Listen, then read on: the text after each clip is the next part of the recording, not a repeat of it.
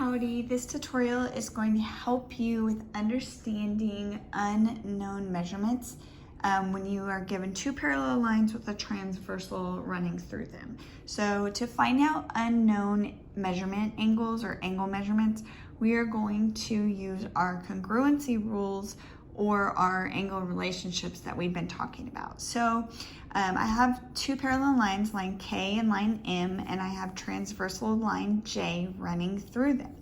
And then I'm given some information. I have that this angle up here is 30 degrees, this one is 150, and then it gives me angle X, angle Y, and angle Z. And you can see over here, it's asking, it looks like it says M is less than X. Anytime you see that, it's actually saying the measure of angle X. You might also see angle written like this, okay?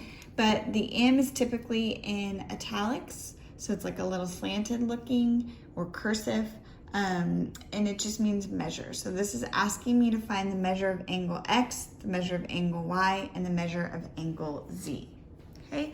So when I'm looking at this, I might be thinking, how am I supposed to figure that out? I don't understand, they didn't give me enough information. Well, we're gonna use our vocabulary words or our congruency rules that we've been learning, okay? So I see that this angle right here is 30 and angle X is opposite from it. So if this one is 30, angle X over here is opposite, but they do share that vertex in common. And I remember that angles that are opposite but share a vertex are called vertical angles. And I also remember that those are congruent, they're equal to each other. So that means if this one is 30, then angle X must also be 30.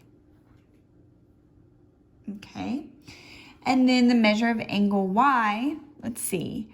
I'm not real sure where to go. Let me think of my other angle relationships. I know corresponding angles are the same spot but different lines. So this spot right here below line M and on the right side of the transversal is 150, and I know Y is in the same spot as that. So that means Y must also be 150.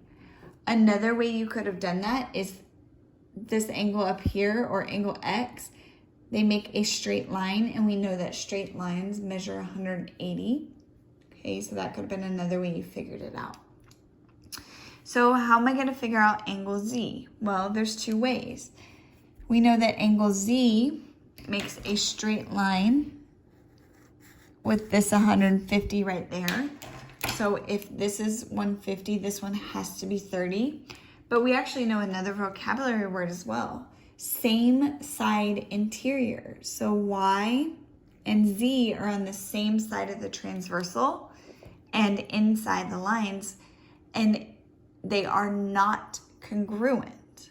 Okay, so they're not equal to each other, but they do add up to 180. So if this one is 150, that means Z must be 150. Okay, so you need to be able to look at two parallel lines with a transversal and be able to fill in all the missing degrees or the missing angles measurements. And then you need to be able to say how you figured that out, okay? I'm gonna show you a cheat that I used with my classes last year. This cheat will help you get the measurements in the right spot. It will not help you explain or justify any answers or any reasoning behind why something is congruent or not, okay? If this cheat does not make any sense to you, then obviously you don't have to use it, okay? Here I have two parallel lines and a transversal, and let's say that they gave me this angle is 30 and I have to fill in the rest. Okay, which you can do just knowing that one. But here's the problem.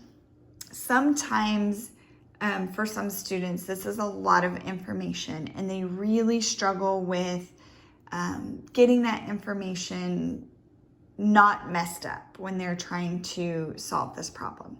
So you can use a pattern, pick any two letters, any two numbers, any two symbols, and you are going to make a pattern with those. So I'm going to choose the letters M and P, because those are my initials. And I'm going to put my first letter there. Okay. I'm going to go every other spot and also put that letter. So if there's an M here, I'm going to put it there. I'm going to put it here, and I'm going to put it there. So I'm kind of bouncing back and forth. Now I'm going to do that with the second letter I chose, P, and I'm going to bounce it back and forth. Okay. So once you fill in your pattern, and remember whatever letters, numbers, symbols you choose, they're just random.